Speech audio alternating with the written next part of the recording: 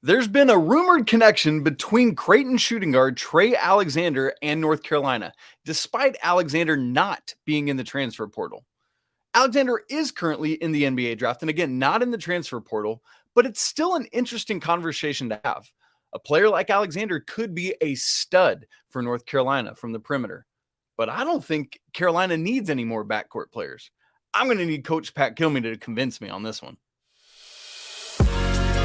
You are Locked On Tar Heels, your daily podcast on the UNC Tar Heels, part of the Locked On Podcast Network, your team every day. Hey there, it's Wednesday, May 3rd, 2023. It's my mom's birthday. But you know what? She's in Ireland right now with my dad, so I'm jealous, and so I'm not actually wishing her happy birthday. I'm just saying that it is her birthday, and she can... No, I'm just kidding. Happy birthday, Mom. I love you so much. Welcome into the Locked on Tar Heels podcast, the only daily North Carolina show out there. We are your hosts tonight. My name is Isaac Shade.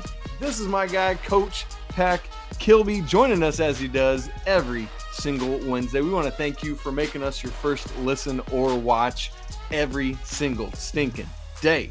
Coming up on the show today, we are going to talk about Trey Alexander. We're going to talk some about Marcus Pagie. I really want to get Pac's thoughts on what Marcus can bring. He's got some great insight and thoughts into that. But as we continue in our looks at who could be a good fit for the Tar Heels, Trey Alexander is somebody that's been kind of cycling around a little bit that we've thought about, and we just haven't talked about him. And today's the day to do it. By the way, one of the ones we know it won't be now is Brady Dunlap, who committed to St. John's on Tuesday. So, Pac, before we get into Trey Alexander, I know we've talked some about Brady Dunlap, the Notre Dame decommit, who was interested. There was some mutual interest with Carolina, but ultimately it's another pickup for Rick Pitino. Do you think he would have been a good fit for Carolina?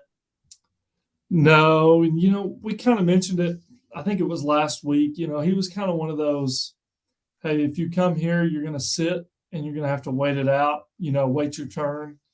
And I think he's a great player. He certainly will be able to help St. John's more in the moment. And so I think that's probably better for him. Yep. As far as him coming to Chapel Hill, I think he was definitely going to have to wait his turn. Yeah, I agree with that. It is probably a better move for him. It's all the way across the country, but for where he played, although it's not where he's originally from, but played his basketball on the West Coast. But Pac, today we're talking all about Trey Alexander, originally from the Oklahoma City area. And so that's part of why it's great to have you, because folks, for those of you that are newer to the show, you might or might not be aware that Coach Pac Kilby lives in the Oklahoma City area and maybe, just maybe, has seen Trey Alexander play a time or two. We'll talk about that. Let me give you some of his bio in case you don't know about Trey Alexander. He was originally a firm Auburn commit, and a few things went awry there, and so he wound up at Creighton, a 6'4", 185-pound shooting guard, just finished his sophomore year there for the Blue Jays, so comes in with 2 years of eligibility wherever he goes. Last season, listen to these numbers, Pac Kilby. 37 starts, played 32.1 minutes per game, 13.6 points, 44.7 from the field, 41% from three on 4.4 attempts per game, 82.4% from the free throw line. I love loading up on dudes that can bury it from there, but also contributed in other ways. It's not just shooting. 4.2 rebounds, 2.6 assists, 1.1 steals, and half a block a game. And so, my man can do a little bit of everything. And here's some other stuff. He has 5 career games of 20 or more points, including 32 against DePaul last year on Christmas Day. It's a Christmas miracle, Pac, a career high on Christmas Day. And on 2 separate occasions last year, my man Trey Alexander hit 7 threes. So, Pac, as I've read about Trey Alexander, as I've watched him, as I've watched back a bunch of Creighton stuff, I am honestly salivating over what he could be for North Carolina. But again, I'm on record as saying that the Tar Heels have these 6 guards in the backcourt right now. And unless Coach Davis is going all in on 3 or 4 guard lineups, I don't believe the Tar Heels should get any more. I need you to convince me, sell me on this thing, on why we need to add to an already crowded backcourt. Well, here's the thing about Trey. Well, he brings a couple things to the table for Carolina as it stands currently. I think he's a bigger guard. He's got a good frame. He's got good size. So if you were to look at this from a lineup standpoint, plug and play at Carolina, we got RJ at the 1, Trey, who, if you watch some of the Creighton film, actually spent some time as their 1. Really, like when their point guard would rotate out, he would move to the 1. So he's a good guard. That's a big boy at the 1. Yeah, exactly. So Trey at the 2, Cormac at the 3, Harrison Ingram at the 4, and Armando at the 5. So you're looking at that.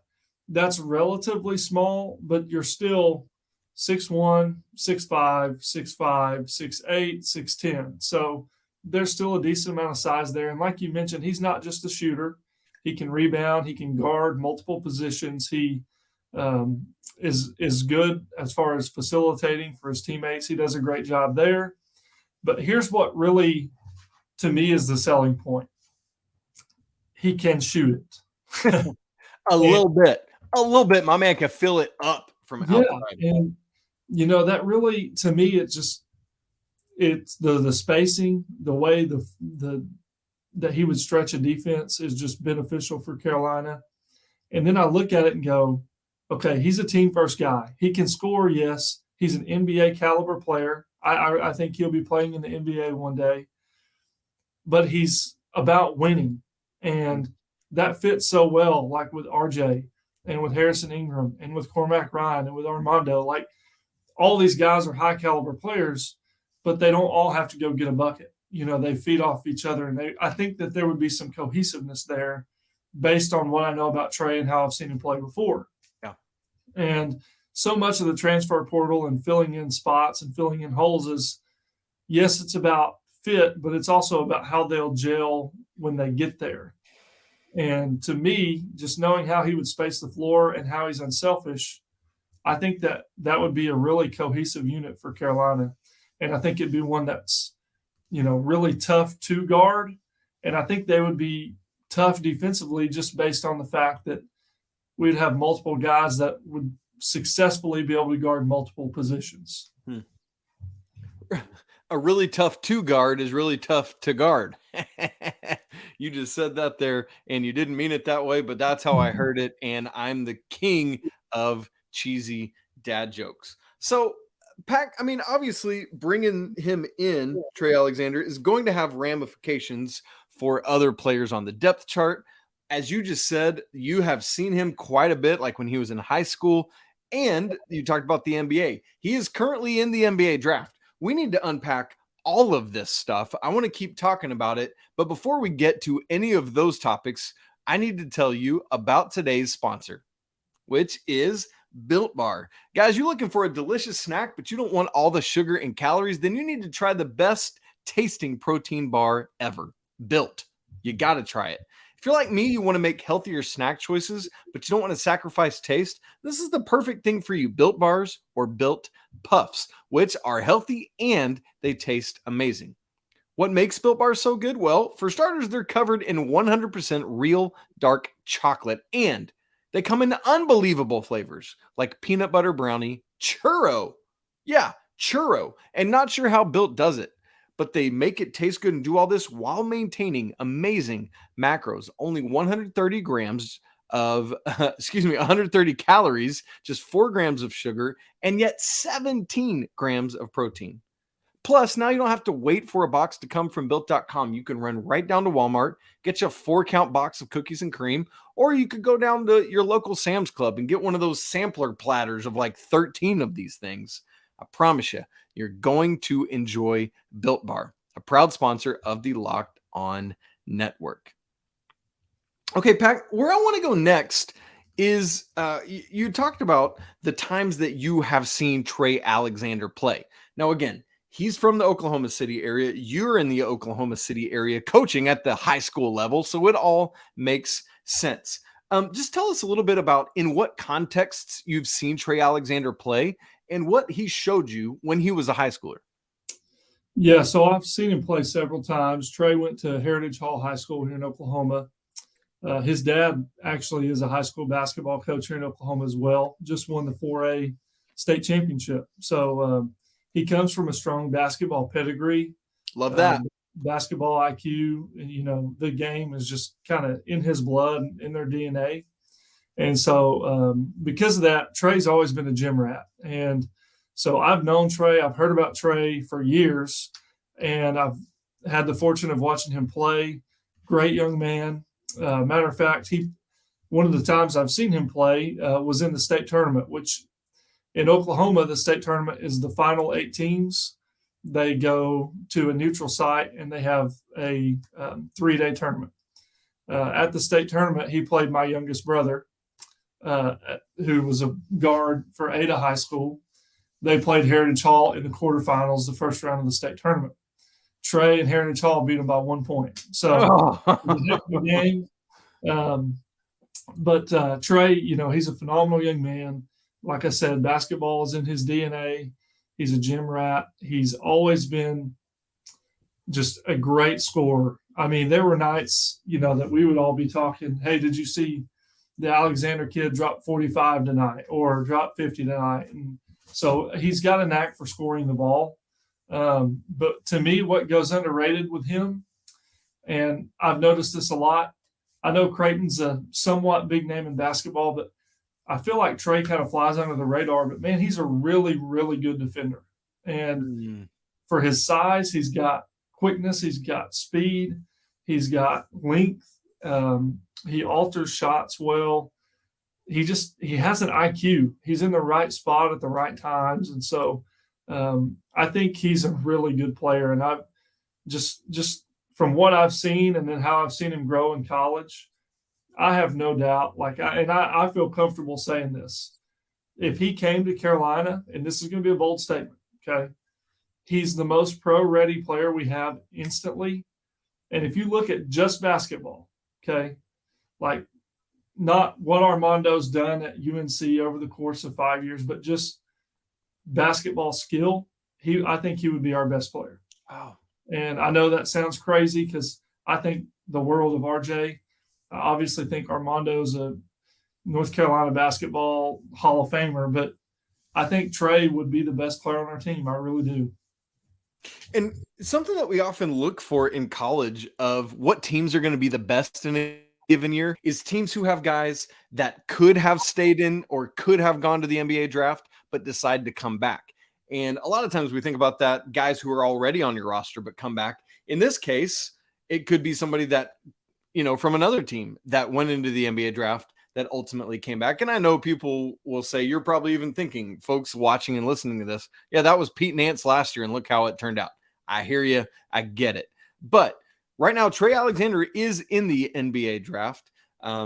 He's not a first rounder anywhere that I've seen, at least. I've seen him as high as mid-second round, not really any higher than that. Sam Vecini at the Athletic is a great example, has him 52nd. So in the latter parts of the second round.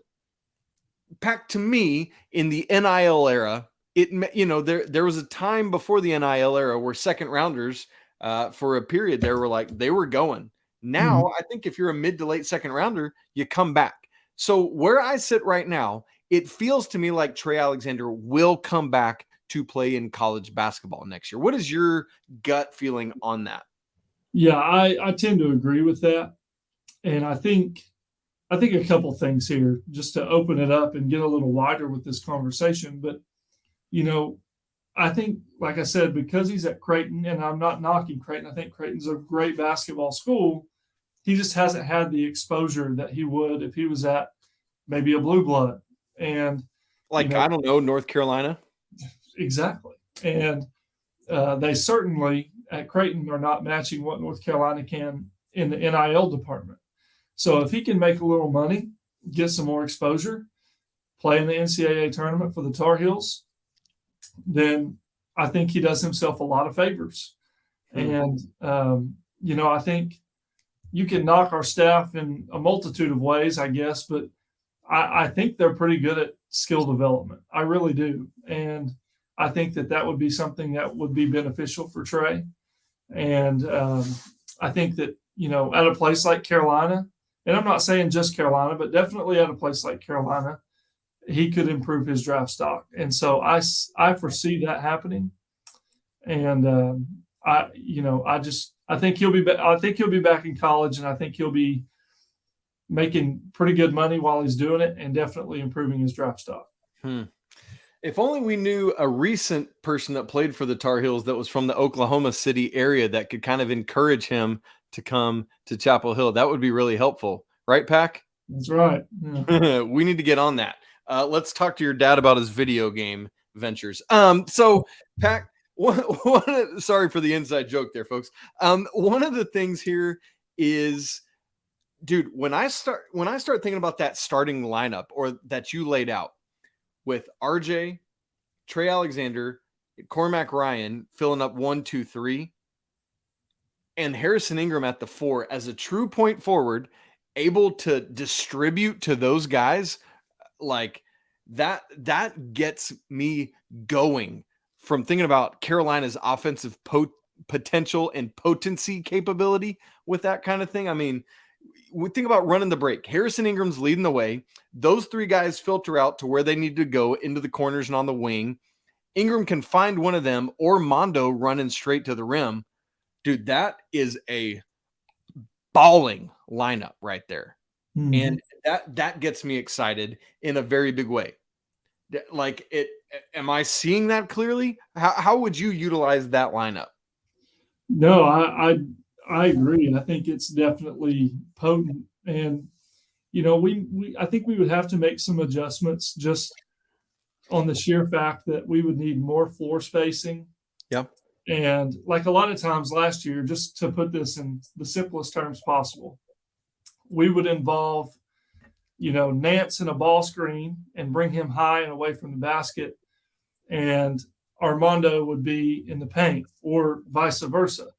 But now I think, not that I would totally do away with ball screens, but just we need to take that 4 spot, if it were Harrison, and free him up to play on the perimeter and do some things with more off-ball movement and more pin downs and more down screens and more, just basically creating movement and let these guys play with freedom. They're high IQ, they're skilled, they're facilitators. Give them structured freedom and let them go to work. And in that freedom, fit in proper spacing. And I think it would be very tough to guard. And I love that would mean Jalen Withers coming off the bench. Like, I feel comfortable in his development and him blossoming at North Carolina. I think it's going to be really good for him. But we haven't seen it yet. And I just love the thought of him being able to, like, just battling for these positions. But I've said, and I want to come back around to my backcourt fears, because if Trey Alexander's in the starting lineup along with RJ and Cormac Ryan, that means you're looking at DeMarco Dunn, Seth Trimble, Simeon Wilcher, and Paxson Wojcik all fighting for time off the bench. I'm just here to tell you, somebody out of that group, if this were to happen, ain't getting many minutes, and then you're looking at transfer issues again, right? Like, that's how this plays out. Yeah, I agree with you. I think there's a positive to this. If that's the lineup we were to employ, then that would mean we went to a 3-guard system to an extent. So there's still a place for Trimble to back up RJ, Wilcher to back up Cormac, Dunn to back up Trey, and then probably Paxson Wojcik gets left out of that, probably. But then again, I don't know. Somebody does, but at least there's a spot for every one of those guys you just mentioned to play the backup role. Now, that still goes back to that same conversation. Does Coach Davis play the bench? There's a lot of questions there that have yet to be answered. So there's a lot of thought to be put into that. But theoretically, if we were in a 3-guard system, then all 3 of those guys would have a place to plug and play off the bench and have a role. So yeah. Well, hopefully that would happen if Trey Alexander comes or dudes are Gandhi. And I'm already thinking ahead to the comments we're going to get. Like, if Carolina is bringing in one more guard, it should be Elliot Cadeau. I hear that argument as well. Like, my sole argument against bringing Elliot Cadeau in right now has not been readiness or anything else. It's been not another guard. And so I think that's just another, I don't think we need to spend time expounding on that because we've talked about that quite a bit already. But I just want to point out that data point that if you bring in another guard, it is, in that case, over Elliot Cadeau. And maybe he's just happy and content to wait around till 24. And if so, great. As long as you feel good with what you're bringing in and the maturity that some of these older guys bring. But it's just something, again, to keep your eyes on. One quick point to that. Bring it. Just a thought is why Trey over Cadeau, or I know Cadeau, but Trey has played in back-to-back Sweet 16s, so he's got experience playing at the highest level, and Trey's 6'5". Whereas Cadeau, if we bring in Cadeau, now we're looking at 6 foot, 6'1", 6'5", 6'8", and 6'10". That makes us significantly smaller, and significantly less able to guard multiple positions. So that's just some thoughts there on the difference in the two. All right, fine, Pac, whatever, you're getting it.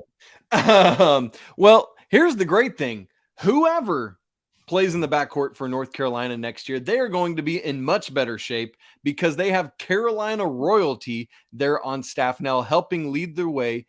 Marcus Pagie is back on staff in Chapel Hill. I couldn't be happier. I know my man Pac is excited about it as well. And what's cool is Pac has some great thoughts on how Mr. Marcus Pagie could be an influence in a really positive way for this entire Tar Heels team. We're going to talk about that in just a second. All right, we're back here on Locked on Tar Heels today, joined by our guy, Coach Pac Kilby, as we are every Wednesday. Last week on the show, I talked about how excited I was to have Marcus Pagie on the staff. I talked about my 5 favorite Marcus Pagie moments of all time. In fact, I'm going to link you to that video right now. Go. Okay, great. And so if you want to check that out, you can do it. But Pac, I want to make sure to get your thoughts on this because you as a basketball coach fully understand the role that somebody like this could have on not just backcourt players, but the entire team. Now, I know that role will be limited because it's not a true assistant coach's role. And so there's only so much influence he can have, particularly in game. But one of the things I want to ask you about first is obviously Marcus had a little bit of time in the NBA, but has spent most of his playing career in Europe and elsewhere. How will that help him? What does that do to translate into how he's able to help these players? Yeah, so Europe is, first of all, it's fantastic basketball. And just playing over there, they're very innovative about the game. And they run a lot of ball screen concepts. They create and run a lot of innovative, newer offensive concepts in the European leagues. And so the fact that he's been able to be there and be a part of that tells me that he's going to bring some fresh concepts for North Carolina. Now, how much of that they'll adapt and innovate to, I really don't know, but at least he's bringing some of that freshness to the table. And the thing that really sticks out to me is he's fresh off of a playing career. So he's still young enough, he's 30. So he's young enough to relate to these young men. And he's young enough and just fresh enough out of it that he's going to bring a lot of modern player development concepts to the table while being able to relate to these guys because he's so close to their age. So I think that those things are going to be very beneficial. What about just developing the guards specifically? I know there are things he's going to be able to add for the wings and the front court guys, But what is it that made Marcus Paige so special as a player, both at North Carolina and beyond, that he will be able to do in working with these guards? True. That's a loaded question. So, Marcus is an unbelievable Tar Heel. One of my all-time favorites. Like, to me personally, he's a top 5 favorite Tar Heel. And I think it's because he embodies so much of what I think Carolina's supposed to be about. You look at Marcus and you go, okay, you don't see anything just incredibly special. He's just kind of a lanky, not overly big or overly tall kid, but he's a special player, right? And I think a lot of it's because he's sacrificial, he's tough, high IQ, he makes the right plays, he's about winning. He just does what is needed, and so to me, how that translates to what he's going to bring is he's going to bring Carolina basketball to the table. And, a lot of that, like the first thing I thought of when I saw that they hired him, okay, great. Teach these guards how to play with tempo. We've been missing that. We've been missing that. We have. I hope that he can fit some of that in there, and I hope that Coach Davis is kind of adjusting to that some as well, because that's who we are. That's who we've always been. And to win at Carolina any other way would just not feel right, So I'm hopeful that he's going to bring some of that tempo to the table. But also, Marcus he had a high IQ. He could dissect the defense. He knew how to find teammates. He knew how to get to the rim and when to get to the rim and when to take shots versus when to set up possessions. And I think he can bring a lot of those things to the table. And one note about college basketball real quick before we move forward. Yeah. He's not an on-court assistant. So when the games are being played, you're not going to see him sitting, on those first 5 seats on the bench. But college basketball is largely based on player development and skill development. And so Marcus is going to get a lot of individual time with these guys and skill development sessions with these guys. So just because he's not in an on-court role during the game does not mean he's not going to play a huge part in what we do. And I think, you can go back and ask a lot of last year's players or over the last few years how big of an impact Jack Emanuel was, and they'll tell you he's huge. He's a huge impact.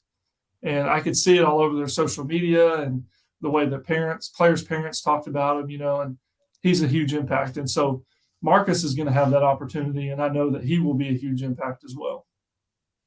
Man, that's so exciting. I mean, I'm so excited at the possibilities of what he can and will bring. And 3 of the greatest Carolina three-point shooters in history are now on the staff, combined between Coach Davis, Coach Lebo, and Coach Paige. That feels weird to say, but get used to that reality, folks.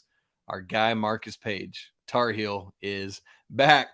That is it for today's episode. Talking about Trey Alexander, we'd love to hear your thoughts on him as well as Marcus Paige. If you would, go and leave us a review at Apple Podcasts or anywhere else you listen to podcasts. Seriously, it helps so much spread the show. A lot of people have been dropping reviews in lately, and it's really, really meaningful to us. Thanks so much, especially you everydayers, for checking in. Coming up the rest of this week, we've got some new names entering the portal as we get into the final days of May. I just want to check in on a few more of them and see if they might be fits for these 2 remaining scholarships. As a reminder, we've got a mailbag show coming up in a couple weeks. Would love for you to go ahead and start submitting questions. You can do that on Twitter at LockedOnHeels or straight to me at Isaac Shade. You could send the show an email, lockedontarheels@gmail.com. On our community tab on YouTube, I'm going to put something up there so you can start dropping them in as well. Don't forget to subscribe, smash that like button, leave comments. They are so helpful to us. As always, we want to remind you that it's a great day to be a Tar Heel. We'll talk to you again tomorrow. But until then, peace.